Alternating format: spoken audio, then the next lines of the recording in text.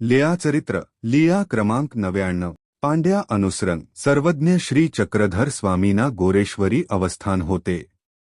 एक वेळ सर्वज्ञ गणपती मठा बीजे केले होते, तेथून परत गोरेश्वरी गंगेचे तीरे येत होते।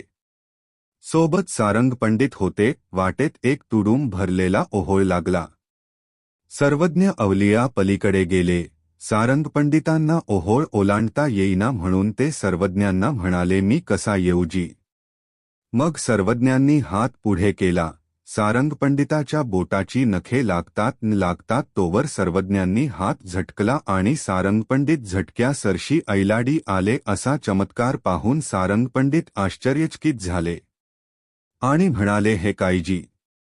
सर्वज्ञांची श्रीकरीची नखे माझ्या नखागरी आळूमाळून लगतीची तरी मी कैसा आलाजी? यावर सर्वज्ञ म्हणाले, पांड्या, येथ अनुसराल तरी ऐसेची काढी जाईल, मग ते उगेची राहील।